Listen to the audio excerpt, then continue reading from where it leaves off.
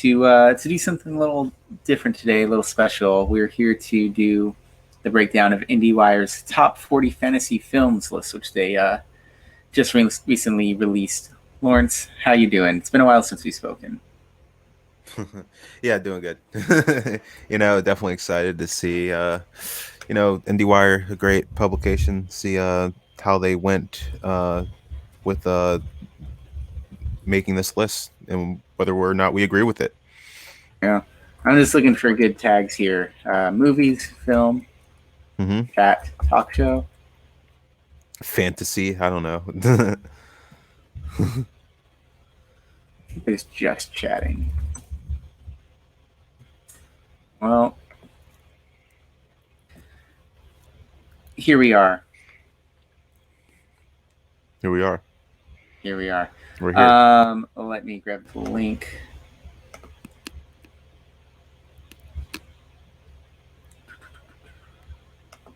I think it's going to be fun. So this is it's definitely been interesting because IndieWire as a publication does some pretty unusual picks at times, I will say. What's your impression of IndieWire as a publication? I mean, I feel like they're I feel like in terms of like movie publications, I think they're probably doing like the most interesting job. Like them, AV Club probably used to be up there, but they've really downsized a lot, so it's not really as interesting as they once were, I believe. But Yeah. I'd say those are like the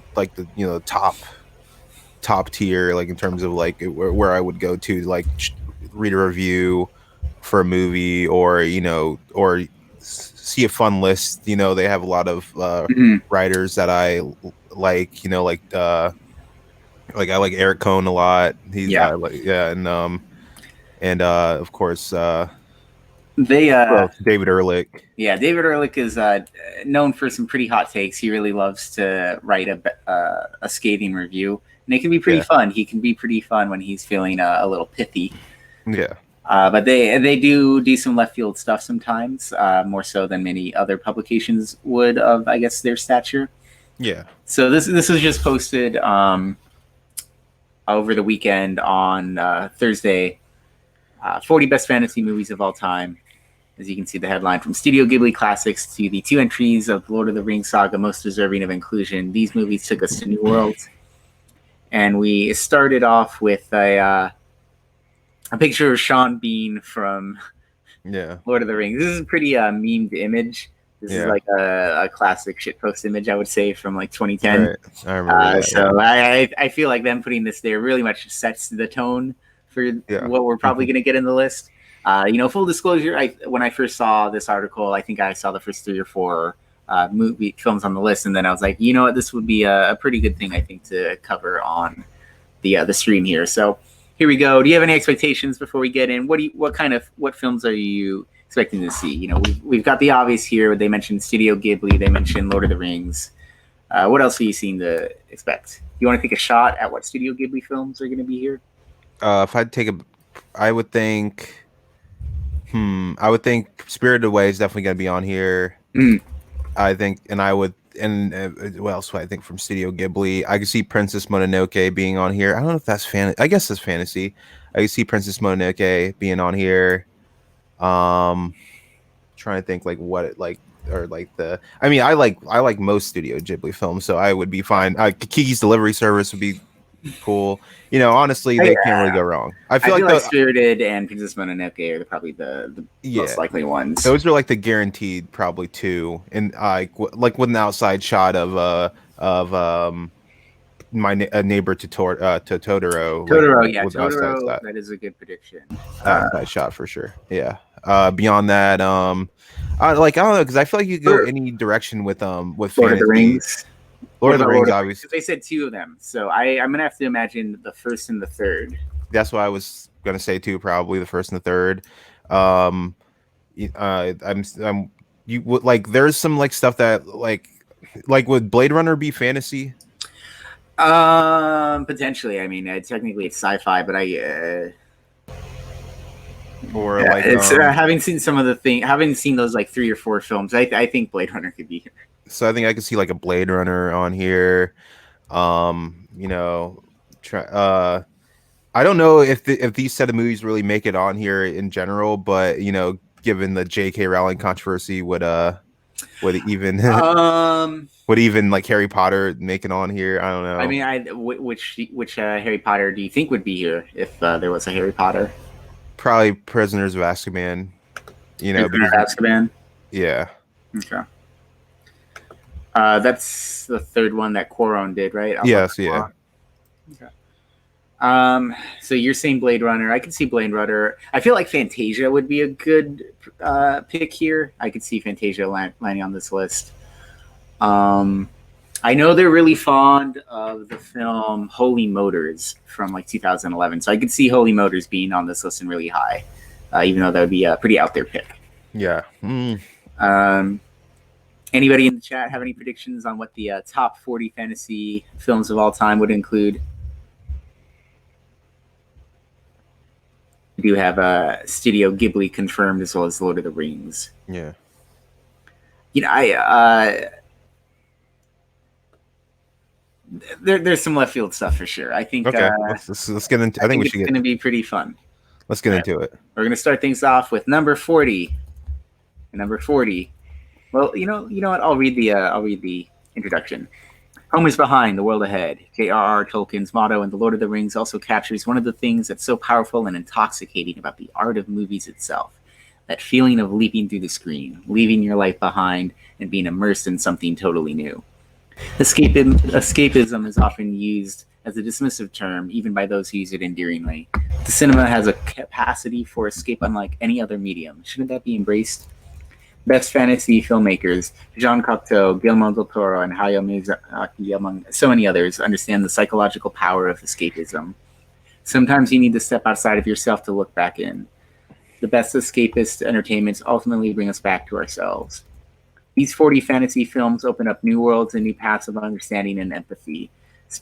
Spaceborne fantasy, Star Wars and its ilk, a rich enough world to inspire its own list, is excluded here, as are films in which fantasy is expressed primarily as simply daydreams. These are triumphs of imagination and world building that seem incapable of losing their power to enchant. Mm-hmm. All right, so I'm going to say that because they name drop Guillermo del Toro here, that we are probably going to see Pan's Labyrinth or Shape of Water here. I don't think Shape of Water is making the 40. I think it's Pan's Labyrinth. Get out of here with no. Get out of here with the Shape of Water. No. I'm writing. If they like it, they like it. Do they like it? I mean, I'm pretty sure they like it. I don't think that. I mean, I don't think that was a popular Best Picture win. Shape of Water. I mean, I think people were happy that it won. I wasn't happy. No. All right. That much. Let's go to number 40. Number 40 is Enter the Void by Gaspar Noé. I haven't seen this one, so I can't really comment. This is already a very bold pick, having seen this film. This is, I'll read the description here. Enter the Void is the closest that master provocateur Gaspar Noé has gotten to making a fantasy movie, and what a mind-frazzling fantasy it is. See, right even there, they're saying, like, this is the closest they've come. So this is, probably a good touch point for what the film is going to be like, if they're acknowledging that the first pick here at the back end of it is the closest someone has come to making a fantasy movie. Noé's passion project centers around an American drug dealer who is shot by police on the streets of Tokyo and has an out-of-body experience in which he experiences the aftermath of his death through his floating consciousness. The heck? I don't think that's like like if this is like fantasy, then you're saying like something like Scanner Darkly would be like a fantasy, like or like yeah. So I don't know. This is definitely a stretch for me. Noé and cinematographer Benoit Deby turned their camera to a physical manifestation of their main character's stream of consciousness, shooting the film from the floating soul's first-person perspective as it hovers over the city. In flashbacks, the camera sits atop the character's shoulder so that all events are experienced from his perspective. The result is a fantasy so rooted in the main character's view of the world that to experience Enter the Void is to be simultaneously elevated and grounded, subjected to a rush of psychedelic uppers and downers that only Noé can control. So, number 40, Enter the Void. So I have seen this film. I think it's a pretty good film. Uh, Calling it a fantasy is a little bit of a stretch. Mm-hmm. There's some notable stuff about this. The title sequence for this film was what inspired Kanye West for, I believe it's the Flashing Lights music video, when all the names of the various people on the song that are featured are in the different typeface and everything. That's lifted from this film, essentially. Oh, okay. I would honestly play the intro there, but it is a little seizure warning potentially, so we're not gonna do that. But it is a good title sequence. If you're not adverse to flashing lights, I would check that one out. Gotcha. All right, number 39, A Ghost Story by David Lowery. Any thoughts on seeing Ghost Story here? You know what, like the apple pie eating scene's fun. I don't know, like I was like, this was like a movie I was like really excited to see, like based on the hype, and then I saw it and I was like, oh, this is pretty good, like, but it wasn't like as like amazing as I thought like all the like glowing reviews I saw for it were. It's definitely a stretch again, once again, this being a fantasy, like this would be like, so Personal Shopper would be like a fantasy like movie according to them, like I don't know. Yeah, it sounds that way. Yeah. A Ghost Story is, for the summary here, jokingly pitched as a Beetlejuice remake directed by Apichatpong Weerasethakul. David Lowery's crafty and ingenious A Ghost Story elevates a simple haunting into a powerful meditation on love, time, and the inevitable dissolution of all things. The movie, which reunites the lead actors from Lowery's Ain't Them Bodies Saints, stars Casey Affleck as a homebody musician and Rooney Mara as his restless wife. When he dies in a car crash, his spirit ghost lifts right off the gurney, the white hospital sheet draped over his body as he rejects an opportunity to step into the great beyond. Silent beneath the cloth, invisible to the living, and unsure of his cosmic purpose, he begins to wander around the house where he used to live. A benign presence huddled in its corners and watching his wife mourns, massacres a pie, and eventually moves out. I can't deny that this is technically a fantasy film, but I think calling it one of the top 40 of all time is definitely a stretch. I was really looking forward to this film when it first came out, and I was a little underwhelmed. I think the scene in which Rooney Mara eats an entire pie for about 5 or 6 minutes in one take is one of the most captivating pieces of film I've ever seen, because it is so nerve-wracking to watch someone stress eat like that. It was the first pie Rooney Mara had ever eaten, and it's also the last one. That was a great moment. I like the kind of the emotional elements of the film, but like there were like so many like times where I felt people were like having like monologue speeches about like things, like commenting on the world, and I was just kind of like, I don't need this right now. like thank you. But not my favorite. Will Oldham shows up here and gets the monologue of his own. And another little interesting thing is that Kesha's in this film for like a split second, because I think she's friends with the directors. Interesting film. If you want to watch something a little more different or on the challenging side, I would recommend checking this one out. But it's personally not my favorite. This is already kind of like, this is a strike for me. It's a no for me, dog, as Randy Jackson would say. Yeah, let's move on. Let's go 38.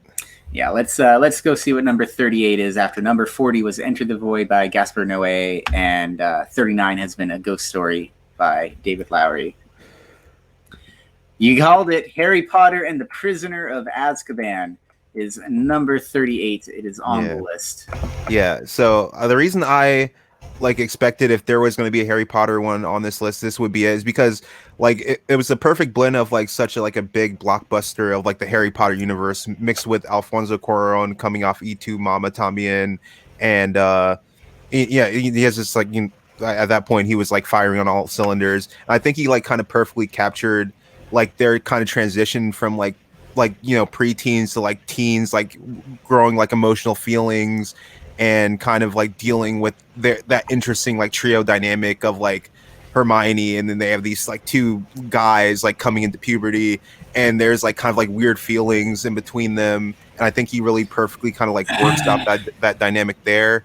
And then also as well, you have the element of spoilers, of course, but but you know, Harry like dealing with his parents like death. Obviously, he's like long dealt with that, um, but you know, he has this like figure, like lurking figure that's supposedly here to try to like murder him, and you know, there's like a lot of like twists and turns going on with that, and the ultimate like reveal of like what happened there is like very satisfying. And I think he did a really great job, like you know, telling this story. I think it might be even better than the book, honestly. This adaptation. I was a big Harry Potter fan growing up. I read all the books. I was voracious as soon as they come out, like a lot of people were. I was never as into the films as everyone else was. I watched the first two when they came out, and then I think I saw the third one almost incidentally because I'd gone to a week-long Harry Potter summer camp, and it was just like something during the day at a community college while the parents were still working in the summer. This is how I ended up watching the third film, and I didn't watch another Harry Potter film until the very last one, the eighth film. Really? So I just never had the connection to the Harry Potter films in the same way I did to the book. So for me, I'm pretty indifferent about this one. Like, as we go through, I'm sure that I will be able to think of other stuff that's not here that I feel like was a little more deserving than one of the Harry Potter entries here. Yeah, I mean, like I was saying, like I wouldn't have like been like offended if this wasn't on the list, but I like if I was going to pick a movie from the Harry Potter franchise to make this list, I would pick this movie. That's all I'm saying. Yeah, like you're saying, they highlight in the article here. It wasn't until Alfonso Cuarón stepped in to helm the third installment that cinephiles started taking Harry Potter seriously. Right. See, grow the teenage characters, inject a darker tone. That's exactly like what I'm pretty much saying. Like he really kind of like, because before it was just about like 12, 13-year-old kids, but now they're like 14, 15, and they're kind of like transitioning into that like awkward phase of life. And I think he really kind of captured that well with it while still staying true to like the nature of the world. I mean, this is the guy who made Y Tu Mama Tambien. Like he knows how to do this kind of thing. So it worked out. Yeah.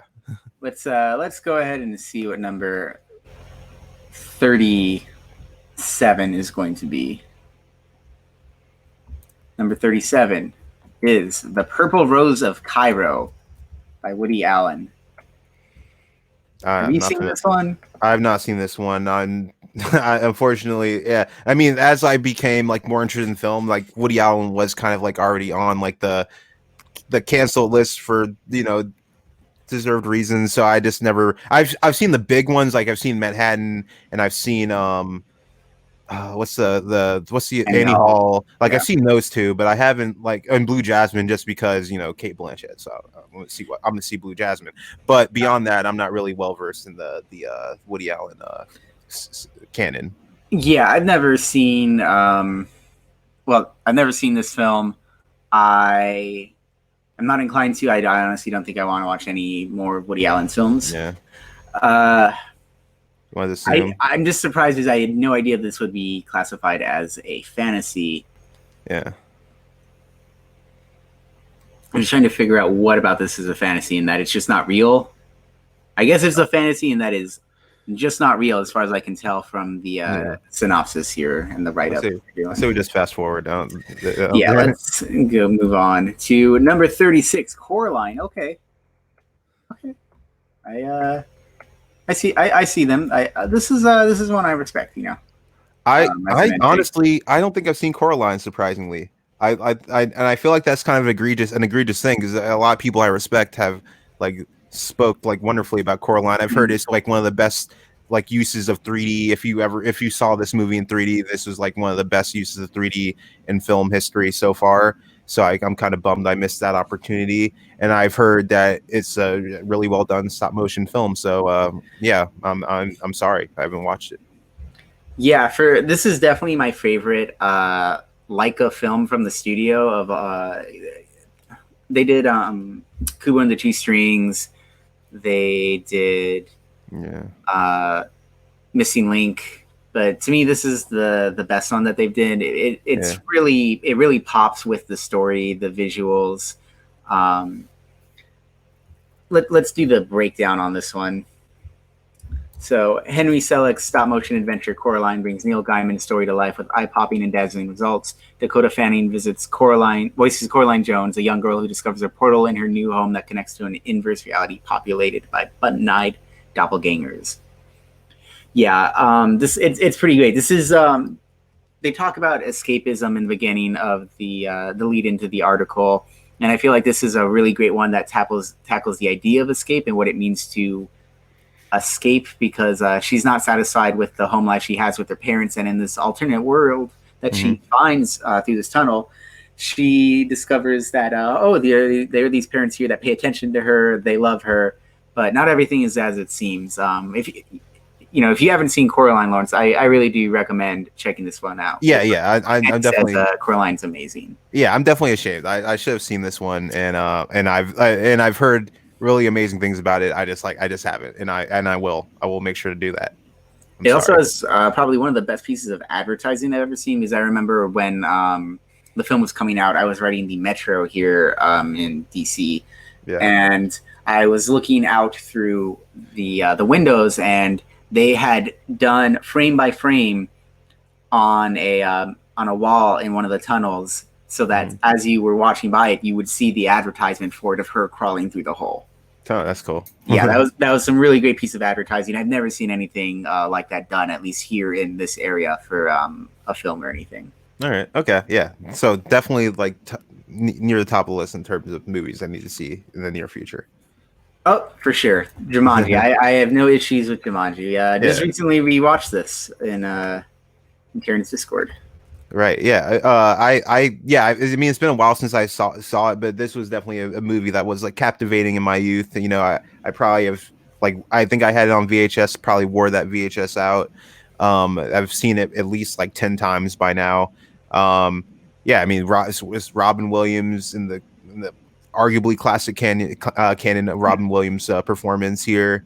Just can't go wrong. Jumanji. I mean, the fact, just look at like now they've spun off like 2, about to be 3 movies just like based off of this movie here. So like, it's great. Yeah, I don't think this is technically an Amblin production, but it very much has that magic to it of it being sort of a level tone, but there's a sense of wonder throughout the entire film. Right.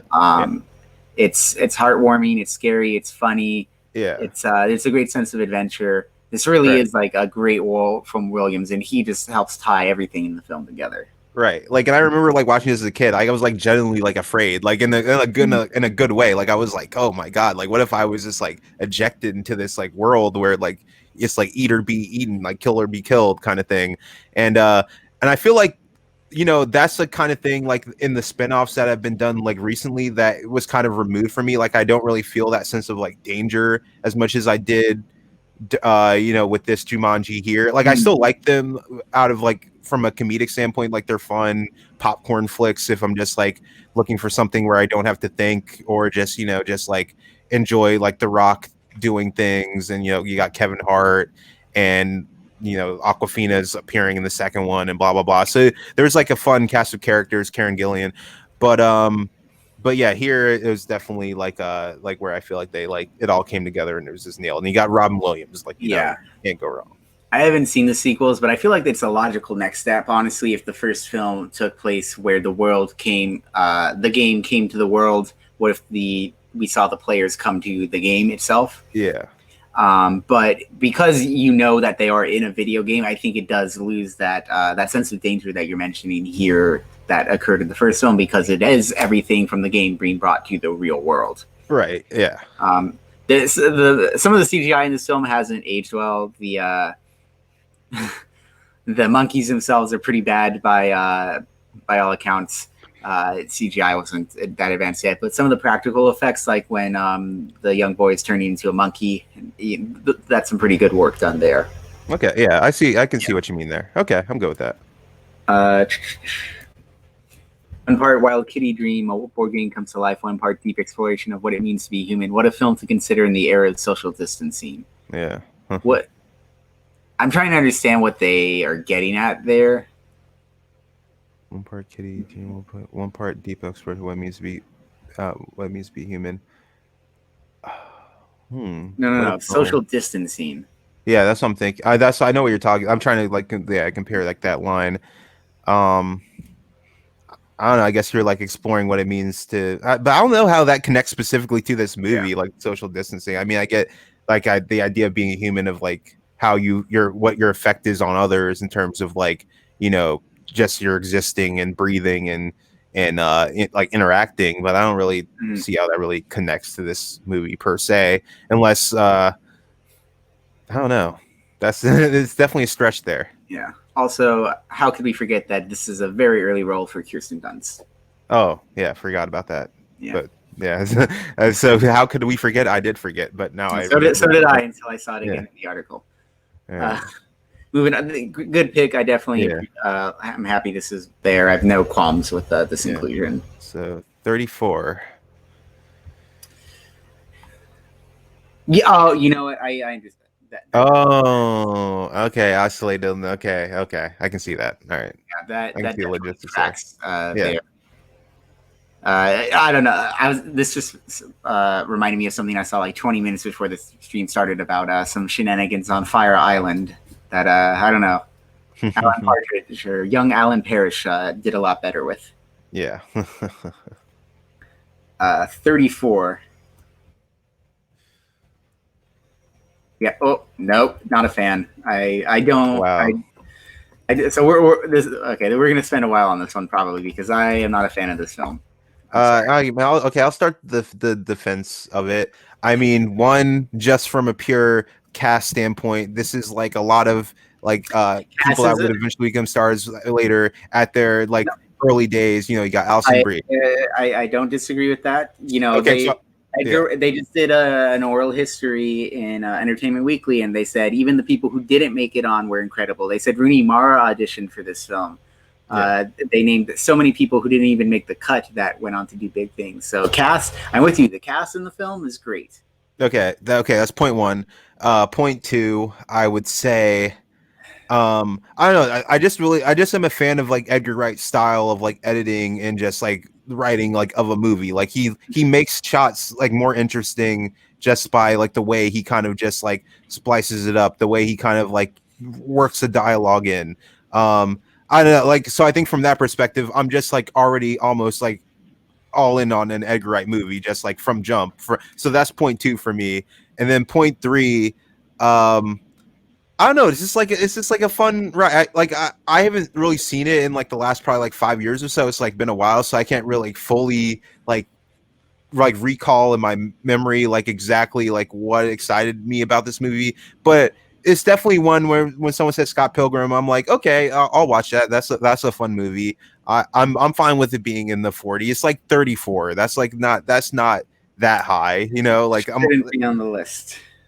So I haven't read, or I think I skimmed through the original graphic novels, but to my understanding, the graphic novels do a lot better job at exposing Scott as being a bad person, and the rest of the people around him really calling him out for it. Where I don't think the movie strikes its tone. I think a lot of the stuff that Scott does in the movie we're meant to think is endearing, when in reality he's being a terrible person. Like I don't think anybody ever really calls attention, like maybe one character I think the film calls attention to the fact that he always refers to knives as oh, she's my girlfriend, she's Chinese. Like that's clearly some fetishization stuff that he always has to mention this to everybody beforehand. And I think we're meant to just sort of treat in the film as what a funny quirky thing that Scott's mentioning here. I don't know. Like I feel like the film, if I remember correctly, I always like kind of remember like Scott Pilgrim as kind of like the nice guy, like TM, like trademark, kind of like person that like thinks they're nice, act like I'm a nice guy. I'm not, everyone is cool with me. I make everyone laugh, blah blah blah. But like, if you like really dug under the surface, he is kind of like an a-hole. Like I feel like that was present there. And the fact and like throughout the movie is kind of him like revisiting like past relationships and dealing with that, and throughout it is kind of like each person is like, yeah, you're kind of a dick, like pretty much. Like I don't know. I feel like that point comes across. I mean, you've seen it more recently, so you would probably further. But in my mind, when I'm thinking of this movie, I don't think of Scott Pilgrim as like a true just like protagonist. I think he's like definitely flawed. But I feel like no matter what, we're still supposed to treat all those flaws as endearing to him, and I don't think they're endearing. I think that they're, pretty good signs that, like, I don't know, the people in his life are pretty nice to him for the fact that he put up with all of this shit. Yeah. Okay. Like, right. I have similar issues with the film. Me and Earl and the Dying Girl, where we're meant to emphasize with the protagonist of that film. Yeah, no, I hate that film. We're meant to, I think it's true to reality that a lot of times there are people who really have their lives changed around due to the kindness of others, but the kindness is not always necessarily earned or deserved. It's sort of bestowed upon to them because of some unknown quality of endearingness that they have inside themselves that is, I guess, so innate to who they are as a person that, hey, even though they're pretty shitty in every other way, you know what, we're gonna sacrifice things in our lives and our time in order to better them. And I feel like that's Scott. Like, I feel that this is the main character. I don't really feel like there's a lot about the character we see that is justifies the way people are willing to overlook his flaws or still, like, be his friend and help him grow and do what he wants. Because I think if you're comparing him to that, like, the character from Me, Earl and the Dying Girl, I think, like, he's like an a-hole. Like, he's like kind of like, he has like flaws to him, but he's not like flawed to the point where you like are gonna cut him out of your life. Like, he's just like we all kind of have like a friend or a kind of acquaintance person that is just like, that says kind of like troubling stuff every once in a while and like has like these like weird characteristics to them, but you kind of like, but they're still like not like fun enough of a person, like you kind of keep them around and like try to like teach them and like lead them to some sort of like changing or whatever. So I don't think it's like an unrealistic thing that they would want to like that. Well, not like someone that you hang out with like regularly, but like maybe someone that you work with or someone that like I don't know, but like I don't know, like, and they're in a band, like they kind of have to be them. They're like work colleagues. They can replace him. If he's like doing a good job, like at playing guitar, or whatever he does in the band, or singing, I don't know, like I don't know, but I think it's I need to rewatch the movie to like fully comment to see if like my opinions change on it. But I remember watching it at the time. I enjoyed it. I was kind of surprised that it became like such a cult classic because I didn't think it was quite to that level. But I'll have to see like what my opinion is on it. Yeah, well, again, for me, it is a great cast. I acknowledge that, but I think Scott is a bad character and not very interesting. All right, fair point. I'll have to rewatch and comment later. All right, number 33, Excalibur. I haven't seen this one, so I can't really. I mean, I know the general story of King Arthur and blah blah blah, but I've never seen Excalibur either, honestly. So we may have to.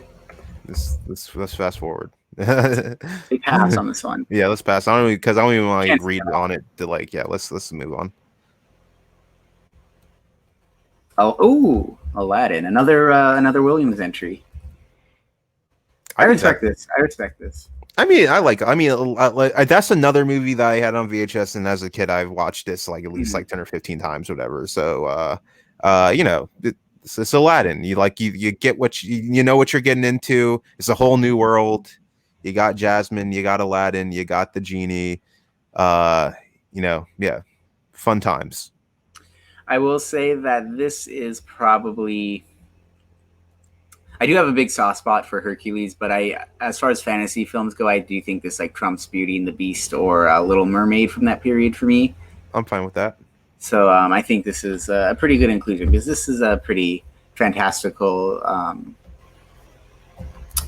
film here. Yeah. A whole new world. They had to sing the song for a sec. All right, what's next? Oh, also shout out to Gilbert Gottfried here. Oh yeah, forgot that he's in this. First Lord of the Rings. Oh, never. We were wrong. We said it was going to be number 1 and number 3, but look what we've got here. The two Number Towers. 2, Lord of the Rings: The Two Towers. So personally, I enjoy the Lord of the Rings movies. I think they're good, but I don't know, they're just like not like I know some people that like live and die by them that are like these are my movies. I rewatch them every year. This is like the best franchise, the best fantasy franchise, the best thing that's ever since sliced bread or whatever. But I'm kind of on the opinion like it's like really good, but I just like it just like has never like stuck to my bones to the point where I'm like I need to like rewatch it. It's like I don't even remember like all the plot points off the top of my head. Like I know generally what happens, but yeah, they all kind of like blend together for me. I mean, I think Peter Jackson did a great job of like realizing the vision, because I feel like for a long time people thought these were unadaptable like books, and he pulled it off. So all more power to him. I think that all the performances are great use of CGI. Yeah, so I have no qualms about any of them being in this top 40. Yeah, I haven't watched any of these films since they, I believe, were first released in theaters, or at least came to DVD. Mm-hmm. But like you're saying, the world that is realized here is truly exceptional. There's a reason that these films and the books are still implanted in the pop consciousness, and why Amazon is doing a prequel series for the films and the books even. Right. I can't comment as to this inclusion itself, but I believe this is also the first of the series that actually includes Smeagol, right? Yeah, that is, I believe so. Yeah, that is a pretty iconic performance from Andy Serkis there, and some really great mocap, because this was only 7 or 8 years after Jumanji, and for the CGI in that film and the CGI in this film that allows him to achieve Smeagol's look, it's very much impressive. Pete Jackson always been at the forefront of advancing that, similar to James Cameron, and it really pays off here. Yeah, I agree.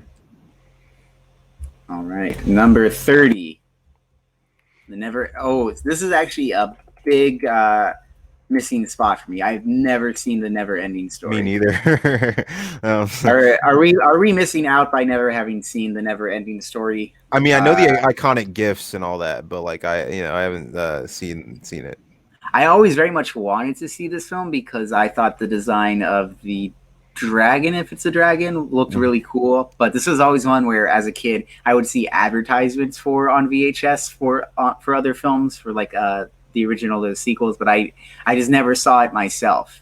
Yeah, and I feel like this is like a sign of, the people making this list, this is like probably their childhood movie. Like they're of the age, like I assume most of the people making this list, where this was like the movie that they were like watching as children, or, yeah. So I'm not surprised like they would hold this near and dear to their heart enough to where they would put it in the 40.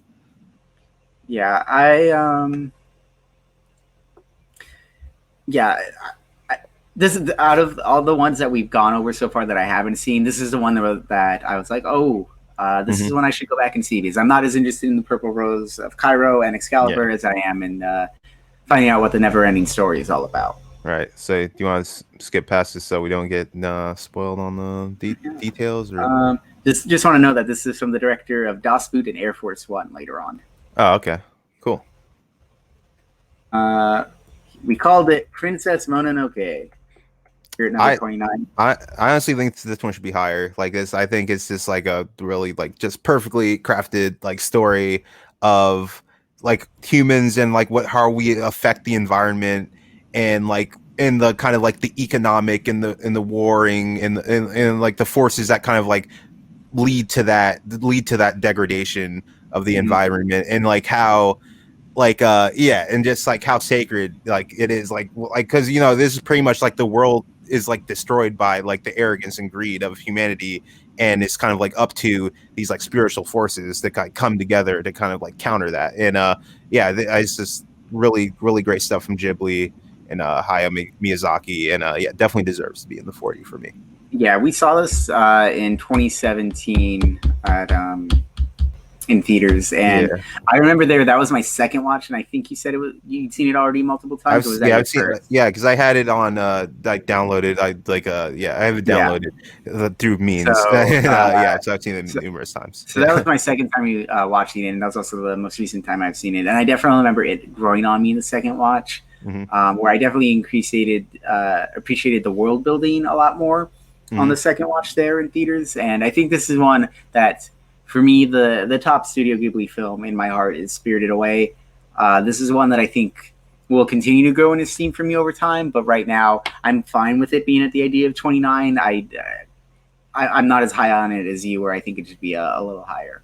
Okay, that's a fair point. But yeah, I just think like this is like the best like movie like media I've seen about like and like the environment and like our like the humanity's effect on it in What like an about the effective, entertaining way. what about the Lorax? You didn't like Danny DeVito? No, I'm good. I'm good. Oof. Take that in the promised land and like whatever else you want to throw in. But yeah, this is yeah, some of the What about best. Avatar? That's about the environment. I guess so. M. Night Shyamalan's Avatar. No, that's the last Airbender. Class. Oh, the other Avatar. Yeah. No, I'm good. I'm good on that one Well, too. too bad you're getting two Avatar 2, 3, and 4 soon. Oh god. You're gonna have to deal with it. Yeah. They're going to the ocean this time, Lawrence. Are you prepared for their Avatar in the ocean? If they ever make these things, I know they've been like long in gestation. They're already working. They're already finishing up 2, and they're working on 3. I've heard that for like the last 5 years, so we'll see. Yeah. Well yeah. Fine. Ooh. Okay. This is I don't know. At the same time, this is a bold pick, but at the same time, I appreciate this pick. Yeah, I mean, it's a classic in terms of like everyone and their mom seeing this movie. Mm-hmm. Like, it's just like it's almost like a Christmas tradition in some households. For mine, not so much, but I just ended up seeing it at some point. Yeah. But this is Mr. Scrooge. Like, like everyone knows Mr. Scrooge. He's like the precursor to the Grinch. Ebenezer Scrooge. Like, it's a classic story. So I guess this fan is fantastical. He gets to see like all the what mm-hmm. all the ghosts of the Christmas past and all of that stuff. So yeah. I think I do have no issues with this being on the list. There's no denying that it's the shadow of this film leans along over the pop culture consciousness. Tiny Tim, Bah Humbug, right? Turkey for Everyone.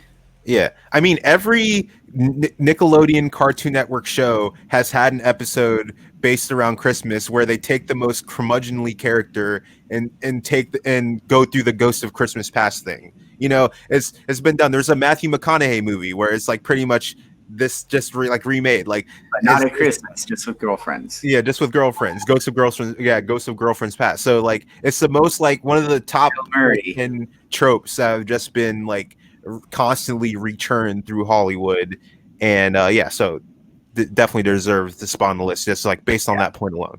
I very much think its presence on the list is justified. Yeah. All right. Number 27, Mary Poppins. I will say it has probably been at least 18 years since I have seen Mary Poppins. It's been a long time for me as well. Now Emily Blunt is the new Mary Poppins, I guess. So good for her.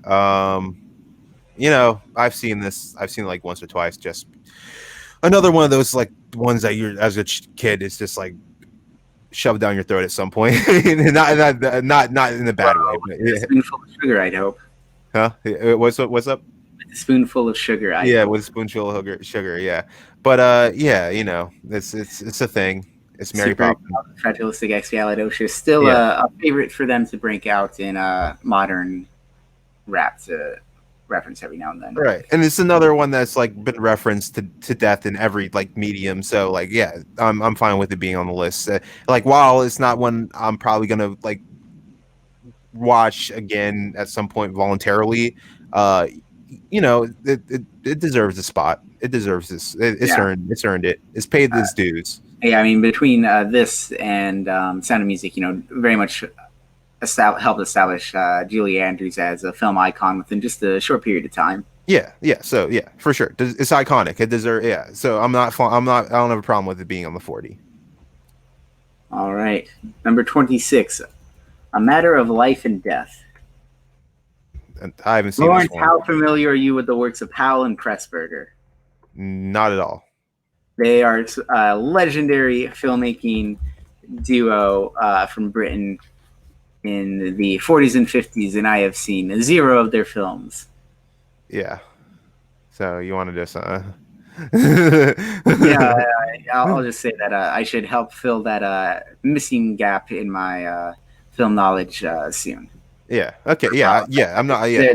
They are very held in high esteem. You will see a lot of filmmakers list at least one of their films in their personal top lists. Yeah. It's not their. It's my problem that I haven't seen this movie. It's not their problem. So yeah. I'm sorry, Powell and Pressburger.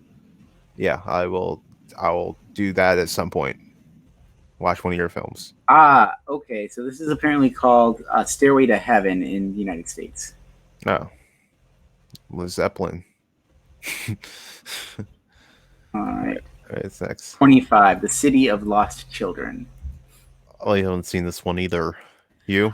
I believe I did see this in high school in my film class. I'm just trying to remember it because it was a little awkward to watch things in class like that because it would be split across 2 or 3 days typically. Mm-hmm. I do recommend liking the film. Ron Perlman, I think, is in this one, and he has a pretty good role. I feel like I can't comment on this because I don't fully remember it all that well, but I have seen this one, and I do remember liking it from what I saw. Interesting. Yeah, I have not even heard of this before. So, yeah. Yeah. I'm surprised this is above Princess Mononoke. But yeah, I guess. And Mary Poppins, even in on all these. But okay. As I mentioned here, this is the duo that did Delicatessen, if you've heard of that one. Okay. So it's another acclaimed French film. Okay, so number 24, Kwaidan by Masaki Kobayashi. I mean, I've heard of Kobayashi, the filmmaker. I know he's held in high esteem, but I have not seen this movie, unfortunately. This is another big missing gap for me where I think I should be buying this pretty soon for the Criterion Collection. I'm just looking, which I'm looking at to the off screen. Mm-hmm. This is a ghost story one specifically. And I've heard it's very good. I mean, this is Image looks very haunting. This is an anthology film where he does all of them adapted for 4 ghost stories. Oh, cool. Yeah. All right, I'll have to check that one out. Yeah, I know. I've heard of Kobayashi as a filmmaker for sure. Well, it seems we're going to be going through the rest of this list pretty quickly, Lawrence. Yeah, I have not seen this one either. And I feel bad about it because I've also not seen the Thief of Baghdad, unfortunately. But I mean, considering that's from 1940 and this image we're looking at, that's very impressive. That's very much putting it on my radar. Yeah. Yeah, that definitely doesn't look like a scene from a 1940s 40 release movie. That looks like a 70s kind of. Yeah, exactly. If you showed me this image and you asked me to guess what decade this was from, I would say 70s. So that is very impressive. Very impressive. Wow. Yeah, look, another one to put on the Rolodex. To lean back on. Princess Bride. Rest in peace to Rob Reiner, who just recently passed away. Yeah, R.I.P. Yeah, I mean, this is a classic, obviously. You got Carrie Elways. You got names escaping me. She's in the picture right now. Claire Danes. That's not Claire Danes. Yeah, it's Claire Danes. That's not Claire Danes. Claire Danes is in this. No. Yes. No, she's too young. That's from House of Cards. That's Robin Wright. Robin Wright. Yeah, Robin Wright. Yeah. But yeah, I mean, it's a classic. Again, I feel like in my household, it wasn't like a classic, but it's one that in later in life I saw. It was like, okay, I can see why this is a classic movie. But I definitely have many friends that are like growing up. This was the VHS that they had that they broke, like watching like hundreds of times. So I believe that was first introduced this film in like third grade when our teacher played it for us. That's an interesting movie to play for third graders. But yeah. It was a really great. I mean, this has incredible writing in this film. It's so iconic. As Yeah. You Wish. The entire scene of Wesley going to rescue and kidnap. I don't remember the character's name. Princess Buttercup. Yeah, Prince Bear, yeah. And facing off against Inigo Montoya, then Andre the Giant's character, then Wallace Shawn's. Wallace Shawn is like, that's my dude, that's my guy. Yeah, so I was happy. Yeah, he got some. The Wallace Shawn scene is wonderful. Yeah, he does a great performance there, and this truly is an all-around top film. I honestly, when they said that they were doing the Quibi Made It Home remake of it, I was like, what a disgrace. It's like they got is it Common and Tiffany Haddish, and then like Joe Jonas in it, and Sophia Turner. Sophie Turner. Interesting cast, but yeah, I'm surprised this isn't higher, because when I'm thinking of like fantasy films, like, and people doing a list, like, I mean, while I personally am not like, don't have like that huge connection to this movie as other people, like, I would think this is like in your top 5. It's just like on arrival kind of thing if you're doing a fantasy list. But I'm intrigued to see what they have over this movie, for sure. Yeah, you know what? I'm with you. I would definitely have no issue had I seen this like between 10 and 15. Yeah. All right, let's see what's number 21. The Holy Mountain. They are definitely not controversy averse here on this list, because Jodorowsky has taken a lot of heat for this film in recent years when he revealed some stuff in the film was not faked. I've heard this is a very iconic film. I've seen one of Jodorowsky's later films, but there's a lot of iconography in this film that definitely persists. Really? The Holy Mountain is either the best or the worst movie to watch high, and I'll spend the rest of my life figuring that out. Yeah, but I haven't seen this one, so I can't really comment too deeply. It definitely pervades into lots of different spheres of pop culture, like Flying Lotus when he did that Captain Murphy album. Yeah. Many of the samples and references, I gotta get my hair right. I need a fucking haircut so badly. are from this film. Yeah, I've heard like of the Holy Mountain before. Like I'm familiar with it as a thing. I haven't seen it, and I've heard, like it's a very divisive flick. Very divisive. All right. King Kong, the original. Well, actually, no, this is technically the remake, because I believe there was one in the teens. But I mean, this is pretty much the monster movie that began all monster movies, So, like, you could argue without King Kong, there's like no Jaws, there's no Godzilla, there's no So I mean, no Colossal by Nacho Viganda. Yeah, so there's no Pacific Rim, but anyway, So so this, so there's no Rampage with Dwayne "The Rock" Johnson, but so this, it's an iconic film. I'm fine with it being on the list in the 40. 20 seems about right for me. I haven't seen it, of course.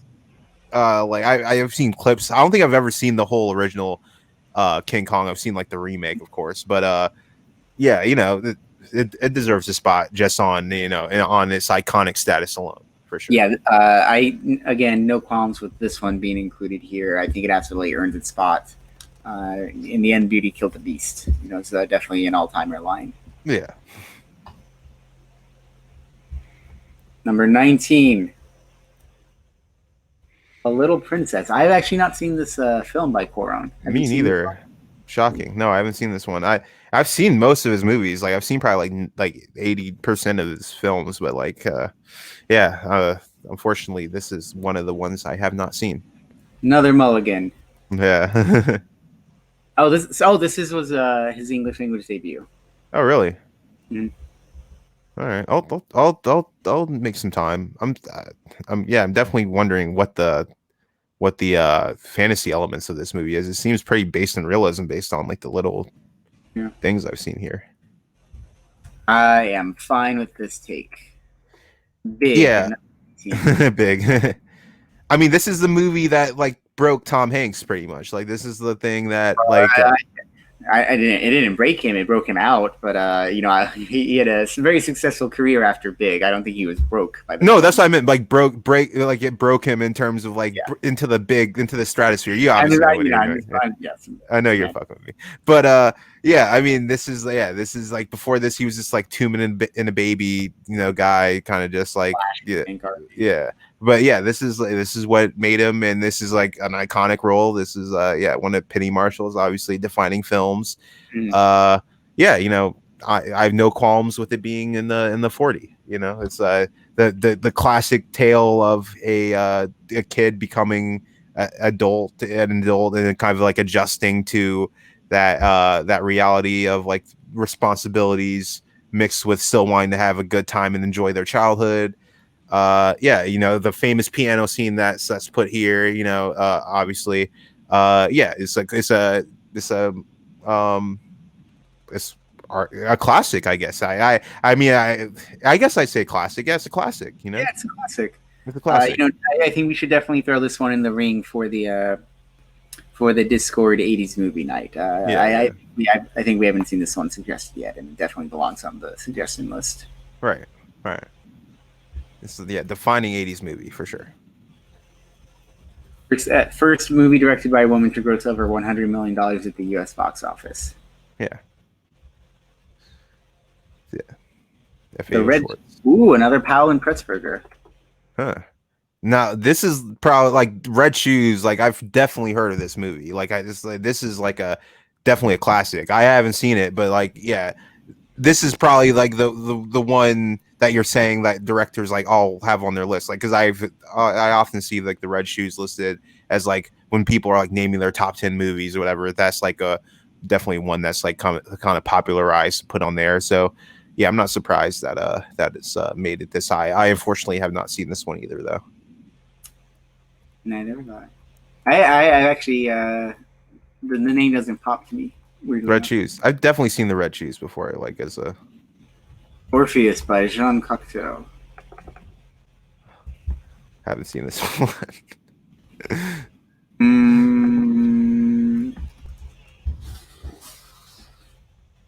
Have you? No. I believe I might own Black Orpheus. I'm just looking again at my Orpheus, Morpheus. Go on. No, I was just thinking that the handful Matrix rap from Eric Andre. Yeah. Got more Orpheus. This is definitely a big famous one. I have seen Cocteau's Beauty and the Beast, La Belle et la Bête from I believe it was 44, and I actually prefer that to the Disney version. I really love what's going on there. So from what I have seen of Cocteau, I have no doubt that one of his films belongs on the list. Yeah, I have no problem with it being on the. I mean, like I feel like I've definitely heard of this movie before. Mm-hmm. I have no problem with it. Being on. I think like the fact that I don't know it is an indictment of the movie is like is probably more of an indictment on me for not reaching out for it. But there's so many movies in the world. You're not going to see every single movie, so I'm not too ashamed. But it's good to go through this list and get some movies that I should check out. That's the point of making a list, honestly, is to introduce people to more movies. So I'm fine with showing my ignorance somewhat. Time I spent watching Dirty Grandpa starring Robert De Niro and Zac Efron, I could have spent watching Orpheus. And I just have to own that. Right. Yeah, you just have to live with that fact. That's the truth. That's the truth. Edward Scissorhands. You know what? I am fine with this one. Yeah, this is a good one. Much underreported fact about me. I'm not that big of a Johnny Depp head. I never have been. But this is definitely like one of the ones where I'm like, okay, him actually getting into like a weird character was interesting. It wasn't just like just like cheap kabuki theater like I sometimes feel like it is. But yeah, this instance I think that it called for like such a weird character, and I think like when he's working with Burton, he's able to kind of like pull like more like interesting aspects out of like the Johnny Depp performance that I feel like is like missing in other works. So yeah, I'm fine with it being in the 40. Sally I think Field 15 is. is kind of high. Yeah, I could see 15 being a little too high. Sally Field is great here as I believe she's an Avon lady if I remember correctly. Just sees this creation and says, "Yeah, I'll bring him into my home." The production design in this film is wonderful. I believe they filmed this in Florida and they paid the entire neighborhood to repaint their houses in the bright pastel colors they wanted. Yeah, cool. Lots of great things about this film. I think the most iconic thing to me is definitely the moment, "Hold me, I can't." Yeah. And would we really have Edward Scissor? Would we have Edward 40 Hands if we didn't have Edward Scissorhands? Yeah, right. We would not. Exactly. Um, College kids across America are blessed by this movie. uh, The duct tape lobbies are very satisfied. Yeah. I also want to, it's such a simple idea, but props to Burton for exploring the idea of the very thing that makes him unique is the thing that prevents him and forces him to keep other people at bay with his hands. So Yeah. maybe a little high for my liking, but I don't have issues with it being on the list at least. Yeah, no problem. No problem. No qualms from me. Winona Ryder also great. Number 14, yeah. Who Framed Roger Rabbit? I feel like this is like one of the I've seen this one. It's been like a while, of course, but I feel like this is like another kind of one of those like cult classics where like when people when it initially came out, it was a box office flop. It was kind of an afterthought, but I think it's definitely grown in estimation in a lot of people's minds. Like I think I've been seeing a lot more Who Framed Roger Rabbit content lately, but yeah, I don't know. Has it been taking off on TikTok? Maybe TikTok. I don't know about TikTok, but I've definitely like on Twitter or whatever. I've seen people like referencing this movie or whatever. But it's I don't really. I haven't seen it recently enough to really have a cemented opinion on it. I think it's pretty fun. We wouldn't have Space Jam if we didn't have Who Framed Roger Rabbit. The animation's still pretty good. It definitely holds up to this day. Bob Hoskins is a very interesting choice for the lead human in this film, but he does his role well, considering he's by himself most of the time. He was actually performing on set, and then it made a legion of people into stands for 2D cartoons in terms of Mrs. Rabbit, Jessica Rabbit. Gotcha. One sec, I got someone's calling me real quick. I'll be right back. All right. Looks like we're taking an intermission. How's it going, everybody? What is up? I really do not know what is coming up on this list. If I had to guess, I still think we're due for Fantasia and Spirited Away. They did mention 2 Lord of the Rings films. Given that Two Towers was here, I'm not sure which of the other 2 were going to be here. I think, I throw this one as with Big as well into the ring for rewatch. That would be. I feel like Who Framed Roger I would be good to pair with Drinking Night. If we can come up with some drinking games for Who Framed Roger Rabbit, I feel like that would be some pretty good pair. I like it. Let's do this. We're gonna do Who Framed Roger Rabbit, and we're gonna do it for Drinking Night. Who Framed Roger Rabbit? Yeah. We'll come up with some drinking games. What's next? Number 13. Wow, this real quick, $70 million for Who Framed Roger Rabbit. Damn, that's cheap. Not at the time. This is 88. Oh, this is 88. Oh, yeah, that's okay. Yeah, I was thinking of now money, but yeah, back then, damn. Wow. Number 13, Crouching Tiger, Hidden Dragon. You know, I wouldn't traditionally think of this as fantasy, but when you think about the fact that this is set in, the past, and there's all these mystical things going on with the way people are fighting, I understand how this can be classified, even though you would initially overlook it as a wuxia film. I mean, no, great movie. Kraut is a classic Ang Lee, like classic movie. Like I'm fine with it being on any list high up it, but like fantasy is a bit of a stretch for me. Like that's what I'm trying to get at, though. You wouldn't traditionally think of this as a fantasy, but like just really think about the film, and in what way is this not a fantasy film? Just because it's not necessarily as overt in what's occurring, but just the fight scenes and the wire work there. There's no way that's real. That's an understatement. Yeah, I mean, obviously, yeah, but yeah, okay. I mean, I guess like if we're like, given that this list already kind of has a loose definition of fantasy, I'm fine with it being like included in it by like compared to in the context of the list. But it's a classic movie. It's a classic movie. I'm much happier about this being on the list than the Ghost Story was. So yeah, it's a classic. Like I don't have a problem. It being on any list is fine with me. If you want to throw Crouching Tiger, Hidden Dragon on a grocery list, like whatever, I don't care. It's amazing. Like So you're going to Safeway, you're looking for milk ads and Crouching Tiger, Hidden Dragon. Yeah. Okay. All right. Yeah. I'm fine with it being on the list.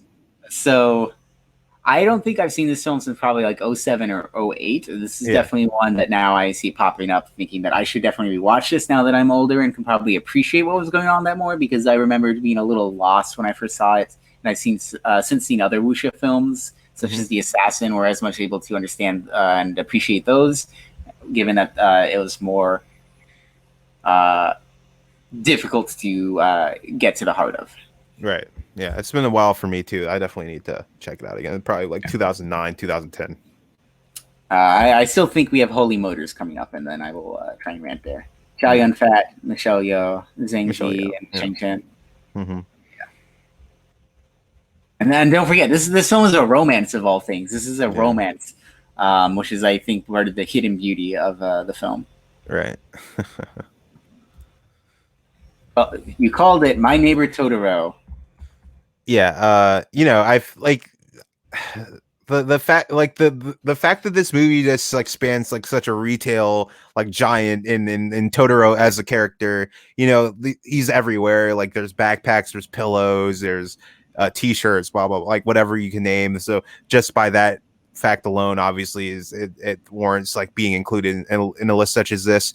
And in terms of just like the world building of like, just like having like these kids who are like mourning the loss of their mom and like moving to this like new like strange town, and how they kind of like are just like looking for this like way to cope with it. And then like Totoro comes along and kind of like takes away their worries and like, and it absorbs them into this like fantasy land. Is, it's a very like relatable, very like well told story about like such a morose and like sad topic. So I definitely think it deserves like warrants inclusion in the top 40.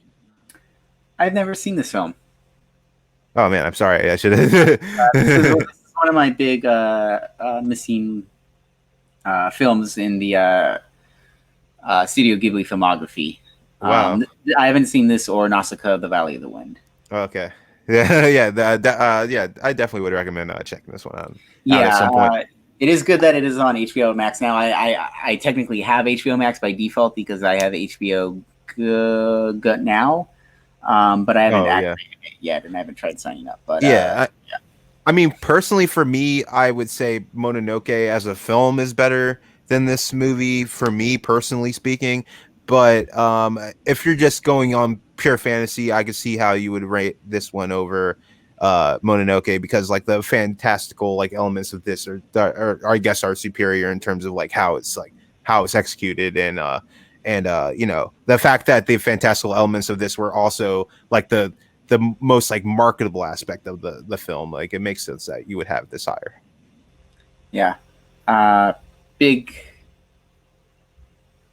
No, not surprised at all when you mentioned that this you were expecting this to be here. Yeah. I was like, oh, it makes perfect sense. Right. All right. Hold on. Damn, this doesn't work. Okay. So we are going to see a number 11 here. Last outside of the top 10. Number 11. It's a Wonderful Life. I guess that's fantasy. Yeah, I mean, when we did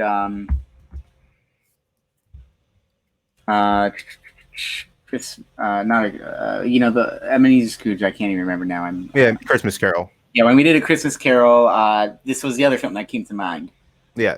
In terms of fantasy, the other Christmas classic movie. Yeah, you know, like It's a Wonderful Life. Yeah, I mean, obviously you have Jimmy Stewart here, the screen icon. You know, Mr. Smith Goes to Washington, Rear Window. Like, you could go down the list. So he's deserved that acclaim. And you have Frank Capra, one of the great filmmakers, American filmmakers, who really like knows how to tell the working man's tale, and you know, got a lot of government scrutiny, to be honest, based on his ability to do that. Yeah, so you know, I'm happy Frank Capra's getting some shine here. Love him as a director. You know, this film in particular, you know, it's one I've seen like multiple times. Just like, dude, you know, because this is one that's like played on like network television, like every holiday season. So. Yeah. I've seen this like more than a few times, like just based on that fact. Then I probably have seen it like at school or something. Just like, it's one of those movies that is kind of like a staple just to throw on. You know, with the substitute teachers here, let's throw on like It's a Wonderful Life or something like that. You know, yeah. I don't know. Maybe it was just like one particular class, like English class I had or something, where that was like a thing. But yeah, you know, it's a classic for a reason. Obviously, like it's a tale about a guy seeing what happens to his life if he wasn't in it, you know, like if he died, you know. And you know, that's another trope that's been expanded upon in every single Cartoon Network Nickelodeon show at some point, or sitcom. You know, it's a popularized trope for a reason, and yeah, definitely warrants the inclusion based on that fact alone, I guess. Yeah, iconic premise. Yeah. Wishing he'd never been born, only to see how terrible of a wish it was. Yeah. We're at the top 10. Yeah, you know, of course, the famous moon scene. If I had the rope, I would bring the moon. Blah blah blah. You know, that's another iconic scene. Number 10. Yeah. Is Groundhog Day. Ooh, I like it. Yeah, I mean the great tour de force performance from Stephen Tobolowsky. I was just about to shout him out that he's in this still here. Yeah. So I love him, of course. So that he's good. Glad he's gonna shine. But yeah, you know, of course, this classic tale of a man reliving the same day over and over again. Another trope that has been reclaimed for a lot of over and over and over again. Most recently, there was that Netflix show with a Natasha Lyonne. It's I can't think of it. Russian Doll. Doll. We've got another one coming in, I believe, just 1 week from now, called Palm Springs, starring Andy Samberg. Yeah, that was the biggest Sundance purchase ever. Earlier this year. Of course, yeah. So yeah, you know, it's a popular trope for a reason. You know, Bill Murray, as an iconic comedic actor of our day and age. Definitely deserves to be on this list. Yeah, and as you can see here, it mentions that it's not often that a comedy is funny and profound, and I think that really gets at the case here. The movie itself is funny. You know, there's the great montage of Bill kidnapping the groundhog and trying to kill himself and ending it, driving off the cliff with the rodent.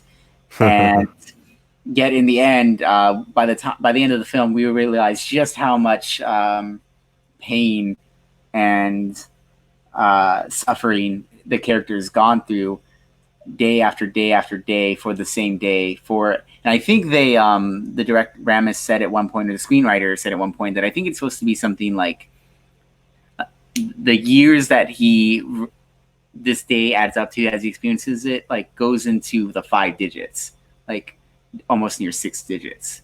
Holy shit! I didn't think about like that. I think it's supposed to be something like 57,000 years is how many times he ends up reliving the day. Oh my god! Or something like very high. So yeah, it's a great film. This is another one I'd like to rewatch soon. Yeah, same. Definitely on the list of films I need to take a dive back into. It's probably been at least 10 years since I've seen this movie. Mm-hmm. Number 9. Here we go. Lord of the Rings: The Fellowship of the Ring, the one that started it all. Mm-hmm. Yeah. What were you gonna say? Are you a fan of this film? Yeah, I mean, I'm a fan. I mean, like, again, like, I'm not one of those people that's like, I live and die by the Lord of the Rings like franchise. I know, like, as I said previously, I know people that are like, just me like saying that sentence, there's like sacrilege, like you should burn in hell, blah blah blah. I know people like that would immediately like go to that place, but I think it deserves the inclusion like this eye because number one, as we previously said on the with the two towers, like the level of like execution here in terms of like these were unadaptable books. These are books like people thought there was no way that they were are going to be able to pull off like Tolkien's like world building and like fantasy and into like such a limited sphere as like a 2 hour, well, I guess eventually 3 hour, which is like around like the runtime for this like movie. But the CGI was wonderful. The world building was wonderful. The performances were great. So yeah, I think it was pulled off. Like the checklist was like marked one by one, and so definitely deserves a top 10 placement in my mind. If you're just talking like best fantasy films of all time. All right, keep your secrets then. Yeah, a lot of great performances in this film. Viggo Mortensen, Sean Bean, Elijah Wood, Ian McKellen, Kate Blanchett, right. Liv Tyler. Wait, no, Kate Blanchett's not in this, is she? No, Liv Tyler. Liv Tyler, I think so. Yeah, this is the one that kicked it all off. I remember being, really taken away as a kid when I saw this in theaters. Mm-hmm. And yeah, just look at this still here. I mean, this is 2001, and we're looking at this incredible detailed background, whether it's a matte painting or not. This is very impressive work.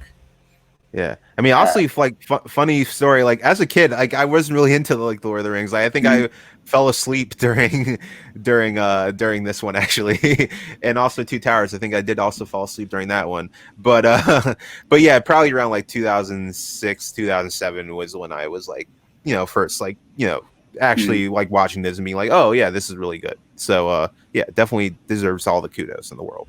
Yeah, so this film is number 9, and even though in it they declare that you shall not pass on, we must, to get to number 8. Yeah. Number 8 is Uncle Boonmee Who Can Recall His Past Lives. I almost mentioned this one at the start of it, but I did not, because I think I wanted to mention something else instead.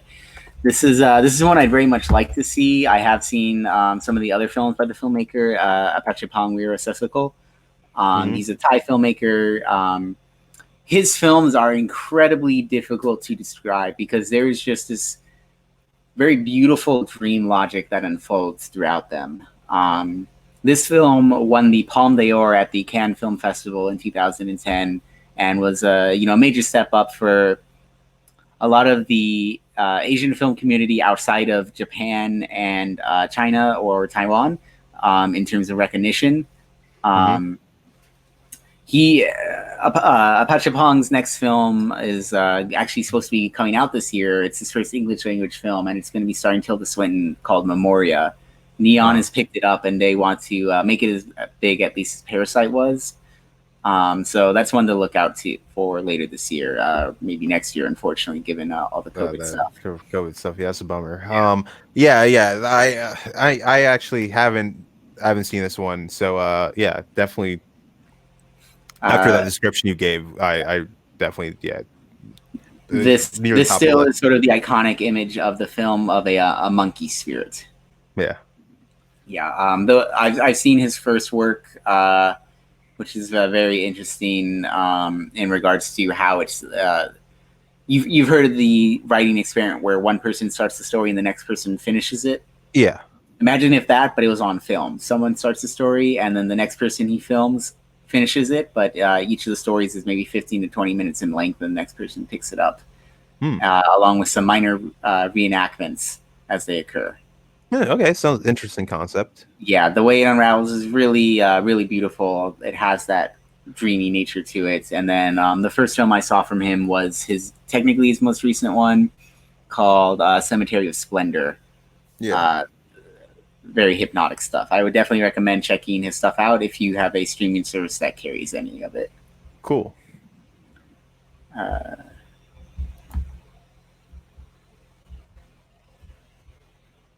Called it Pan's Labyrinth, number 7. Yeah, I mean, personally, I thought this one was going to be in the top 5. But yeah, definitely deserves inclusion, warrants inclusion on the list. It's Guillermo del Toro's. I believe his arguably like his the peak of his filmmaking like prowess. This movie, you know, of course, it explores a young girl around. Is this World War II era? About I would say like No, what era is this? Is it World War II? I thought it was supposed to be still through the Spanish Spanish Civil Civil War. War. So yeah, Spanish Civil War. Yeah, that's what it was. Spanish Civil War. Yeah. Yeah. So his stuff revolves around like the Devil's Backbone is also exciting at the same time. right. Yeah. So of course, like her like going into this like weird kind of like strange like devilish world and experiencing that through like the innocence of a child. Like I think he does a really good job of kind of like telling this tale from the perspective of a child and kind of just like the wonder and kind of like despair and the like sinister nature of this world and yeah, and just like the design of it, the use of are they like puppets or like are these like humans in like suits or like I don't know like the fact the way that he executes like the vision of this world and brings it to life is just like astounding and yeah, definitely deserves to be in the top 10. I would even say top 5. I'm not a big Guillermo del Toro fan. I really respect the craft. His craft is impeccable with all the design and work that's put into it, but his films, they don't ever reach me. They don't ever really make me feel anything. I mean, I'll say, what are you gonna say? I don't think they're cold films by any mean. Like they're definitely films I enjoy that are cold and at a distance, but there's just something about them that I can never connect with. Like I will say, like for Shape of Water, I had that feeling. Like I wasn't personally connected to that like story that much. I didn't really feel like a deep like emotional like bond that I felt like I was supposed to feel. Like I'll agree that left me a little bit more cold. But for this one, I think I felt it more. I think like the thematic element of like the innocence of like of childhood and like dealing with like such like and stuff going on here. Like I think it was like a lot more compelling for me and a lot easier for me to connect to. Yeah. To be honest, the films I probably most enjoyed by Guillermo del Toro are either the first Hellboy or Crimson Peak. Sorry, damn, that's a hot take. That's a hot take. I know those are the big, American studio pictures, but those are the ones I've enjoyed most. Shoot, I tap Pacific Rim over like both of those. I didn't see Pacific Rim. Yeah. Okay. Number 6, Beauty and the Beast by Jean Cocteau. Not a great picture because of how it's compressed there, but I saw this in high school. Actually, I can just grab it from the shelf here. Yeah, this is a masterpiece. The production design, the costuming, everything about this film is wonderful. All right, I haven't seen this one. I think I may have heard of like this version of it like being a popular like version, like arguably the best version. But yeah, I haven't seen it, so I can't really comment fully on like what makes this one different from the other adaptations of this property. There really is just that sense of the fantastic and the otherworldly in a sense that Cocteau captures in this film. I very much check it out. Okay, I'll seek it out. See what I try to check. Give it once over. The Disney remake is there's a lot of great stuff in its own right from the 90s, but there's a little, because it's in the Disney style, there's a little bit of there's a majesty lost there. Yeah. Is it like kind of like a cleansed, like watered down version, kind of? Or is that what you're saying? Not necessarily, but there's because it doesn't have to do sort of cutesy things. There's sort of something majestic about this version of the tale. I got you. All right. Number 5. Getsu. I've heard this is another great ghost film.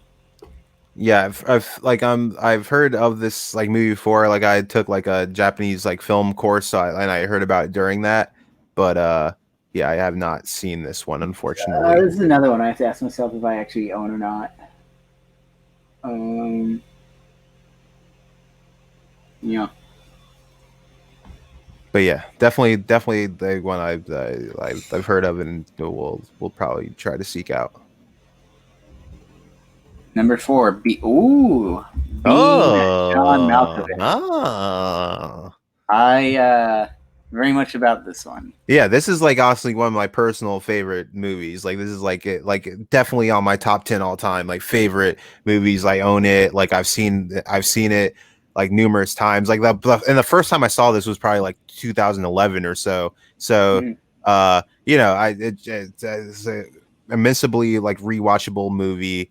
Yeah, the great you got the Criterion version right there. But yeah, it's just like really a kind of like a great like exploration of like celebrity like kind of in stardom and like human like personal connections. Also an amazing performance from John Cusack as well in this. Cameron Diaz, everybody's feeling it here. Malkovich, Cusack, Diaz, Catherine Keener is wonderful here. Charlie Kaufman, of course, on the with the screenwriting on this movie, just like one of the best. What an introduction to the mind of Charlie Kaufman, but with a film about a man who discovers a portal into the mind of actor John Malkovich. Yeah, just like and then I just like love how everyone just like becomes like obsessed with like getting in this world. Like Cameron Diaz is just like enthralled by the the opportunity to become John Malkovich. Like obviously like this scene here, like one of the most iconic scenes in film for me, where where they go into this world where like everyone is John Malkovich, like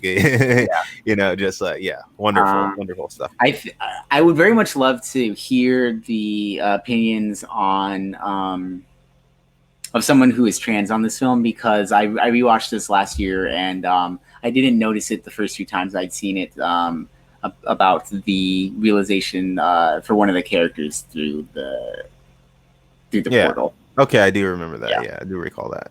So an unfortunate language in the film that doesn't really hold up anymore, but I don't think that detracts from the film overall. Yeah, of course. Yeah. I think it's unfortunately up its time in that regard. Man, I wonder if that means adaptation might make this list. I would love that. That is probably my second favorite film. Yeah. Let's see. Number 3. Oh, I just want to do a shout out. I'm super excited because the writer of this film, for being John Malkovich, Charlie Kaufman, his debut novel should be arriving at my doorstep in the next 2 days, and I'm super hype about that. And I think it's supposed to be 700 plus pages, and I love a good dense debut. Yeah. All right. Good on Charlie Kaufman. Yeah. Number 3, The Wizard of Oz. You know what? I respect it. I I respect respect it. it. I mean, another one that's just like by the iconic level of this movie, the fact that it's been But rehashed in this, numerous.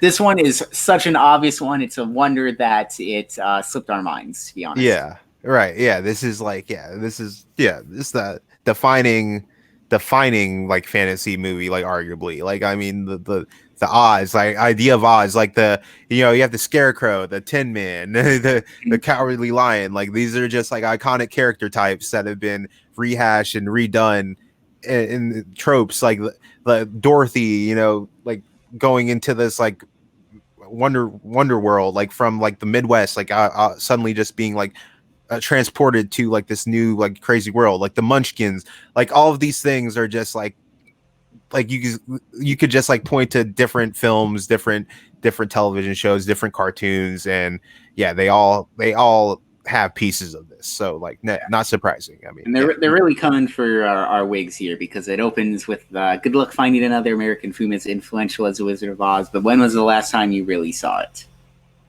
right. I don't know. It's been a long time for me as well. I mean, of course, you have the Judy Garland. This is like her defining performance. Like this is what brought it all. Yeah, like the way she was treated back then. Of course, obviously, we don't condone like that, but wonderful movie. I'm gonna get you and your little dog too. Yeah, obviously. Number 2. Oh man, is Spirited Away not gonna be on this? Nope. There we go. Spirited Away, number 2. All right. Yeah. You love to see it. Right. I was getting worried for a split second there, but I mean, I brought it. Yeah. I manifested the truth. Yeah, I've like kind of relatively recently watched this, like maybe a few months ago. Yeah, I mean, it's just like such a fantastic tale. Like every time I watch it, I'm just like, yeah, the wonder of it grows. You have this girl transported to this world, like she's just like driving to this new town with her parents, and they like suddenly like become like pigs, right? And then she's transported to this new world, and she's like forced to like work and like earn her supper, like and just like scrub and clean, and there's like these like spirits and like that kind of like follow her around, and there's the world building here is just like spectacular, and just I mean it's just a revelation, honestly, this movie. I think I can't remember if this is true or not, but I think there's supposed to be a Studio Ghibli theme park in Japan, and I have to imagine that if that's the case, like Spirited Away has to be an entire section with the world there, because it is absolutely phenomenal. One you just want to live in and explore because of all the mystery that it contains. I feel like the best fantasy really speaks to the sense of wonder and mystery, and this film is just chock full of both. Right, obviously, yeah. The designs for everybody's wonderful. The color palettes are wonderful. Even Chihiru's just the color of her uniform she has to wear is so wonderfully designed and picked out. No Face, wonderful design there. This easily my favorite Studio Ghibli movie, and I was instantly captivated when I saw this as a kid. I mean, I think it's the all-time highest-grossing movie in Japan, right? I believe so. I believe that might still be true. Yeah, I believe that still stands.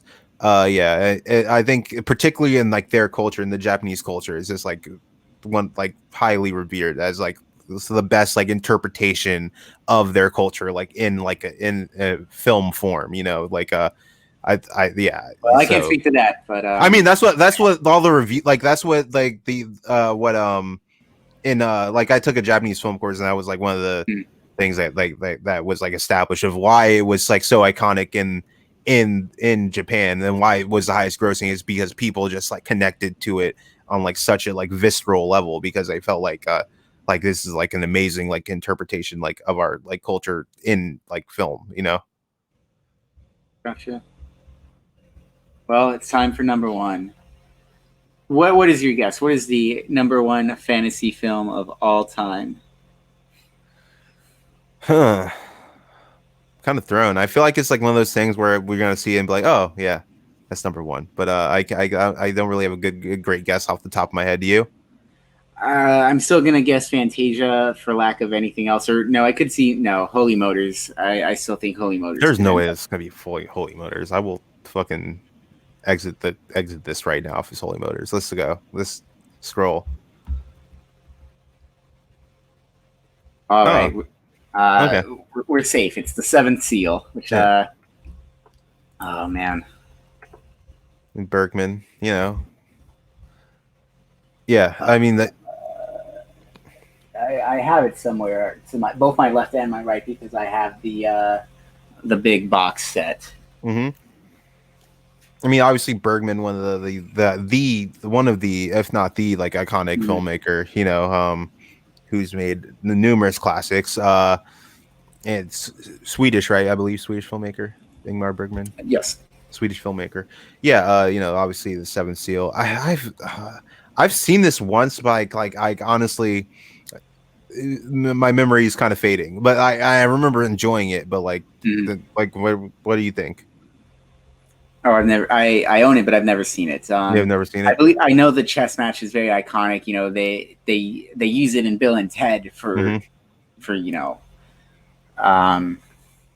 yeah. Yeah. All right. Well, I mean, what a way to end it with the film. Yeah. I mean, what a climax. Yeah. Of course. You know, look at us. Yeah. Look at us. Who'd have thought? Who'd have thought? Who'd have thought? Two of us here. Yeah. All right. Well, you know, we hope you've had fun, people. We've had fun breaking it down for you. We may do another one pretty soon because Indiewire did another list. They did the 25 best comedy movies of the 21st century. Oh yeah, I definitely want to do that list. Which we will try and go through. Yeah. Shouts out to Marcus, Mandy, and Sin, who I saw comment in chat, and anyone else who is following along. Victoria as well. Thank you, everybody. I'll try and give you a heads up when we go through the 25 best comedy movies of the 21st century, which hopefully we will have seen much more of. Yeah. All right. Yeah. Have a good one, everybody. See you elsewhere. Bye. See ya.